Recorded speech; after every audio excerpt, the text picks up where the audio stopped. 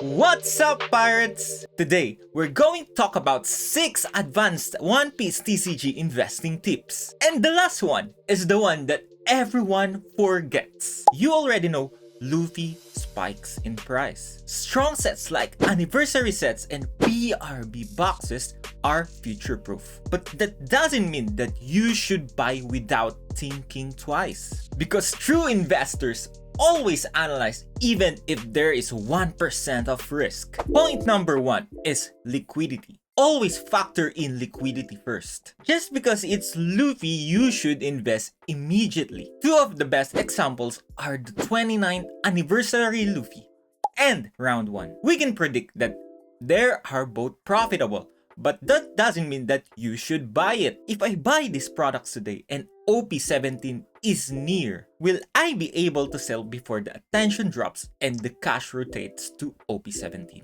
Can you get out without taking massive discount off market price? If you're just starting out and you don't have liquid cash sitting aside, you're going to follow the plan and stick with OP17. The round 1 and the 29th anniversary Luffy is good, but would you buy them because of the hype? Point number 2 is you don't know what phase you are in. Not knowing the phase you're in will make other advice feels like contradictory. Are you in build mode where you will still be growing your collection while learning the market? Or protect mode where you already have wins on the shelves and your goal is to preserve them? Selling a vintage box like OP01 to fund your OP17 is a big no-no on protect mode. I've break this down properly in another video and the link is on the description. Point number 3 is to befriend your local shop. Befriend your local shop owners and build a community.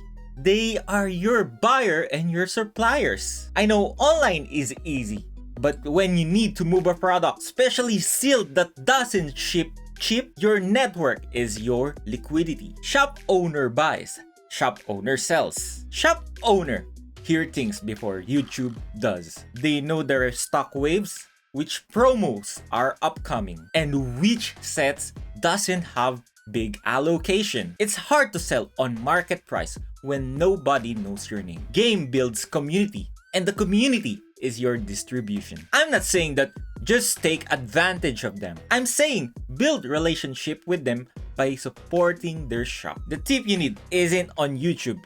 It isn't in me. It's the owner telling you alpha informations that the YouTube will never tell you. Point number 4 is focus. Not focusing will brain dead your cash and your gains. Pokemon runs hot, then One Piece suddenly pops, and then in 2027 there would be new Naruto card game. Suddenly everyone is a multi-TCG fund manager just because certain TCG pops and you will jump ship immediately. Diversification is good.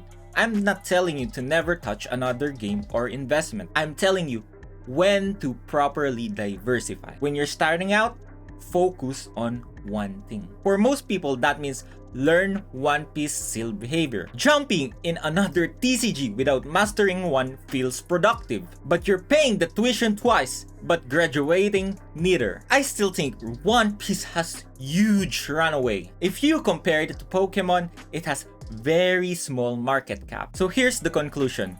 You should master One Piece first before jumping into Pokemon or Naruto. Point number 5 is cash isn't trash until you need it. A lot of us, including me, go all in on the market. On paper, we are rich and we feel incredible. But on the real life, we're broke. Every dollar is in the product. Then there will be emergency. You will need real money in real life. That's when people sell 50% of the market because they had no liquid cash. That's what happened to me last January of 2026. I was scammed for thousands of dollars. Someone called me pretending to be a bank employee and I gave my details. They used my credit card to max out my limit. That time, I don't have the cash to pay the due. I already called the bank and reached to the police, but unfortunately, they can't do anything about it. And they said that it was my mistake. Even though I didn't like it, I was forced to sell some of my collections. Although I'm already profitable in them, the value of those collections right now have already tripled. I'm very sad thinking about it now, but there's nothing else I can do. And I just look on the positive side that I was able to pay it off because of my collections. With that regards, emergency cash isn't just for rent, food, or travel. Cover those first, obviously. It's also an investing ammo to buy the dips and good products that we are not anticipating. This is what we call an opportunity cost, where you can ride another wave because you are stuck on another product. Paper gains aren't gains until you sell. Point number 6 is your geography must decide what you should own. Factor in the geographical market that you are in. In the Philippines, for example, we have smaller market, fewer buyers, hence, we are price sensitive. From my experience, normal booster boxes are harder to move than the anniversary sets on market price. Realized price in the Philippines often get 70 to 80% than the US market on English products. What people actually want in a smaller market is the anniversary sets, the limited promos, and the Japanese exclusive products. For the US, there is way more movement in singles, slabs, and sealed products. Liquidity is better, but try dumping Japanese products and you will feel the friction fast. Japanese language is a different buyer pool. You will have harder time moving Japanese text in the US compared to their English counterparts. So the advanced tip isn't buy what is hype. Always prioritize what moves where you live. In Asia, overbuying normal booster boxes than anniversary sets can trap you. In the US, English seals will be profitable than importing Japanese booster boxes. So here's the quick run through questions. First is, can I sell this before major set? Number 2 question is, am I on the build mode or on the protect mode? Number 3 is, where can I sell this? Do I have connections? Number 4 is, does this fit my One Piece plan or am I chasing the hype? Number 5 is, am I still comfortable? If I have a sudden emergency, do I have to sell my items? Number 6 is, would I able to sell this product within my area? Or do I have to ship it internationally? And because you stayed until the end, I will give you the point 7. Be flexible.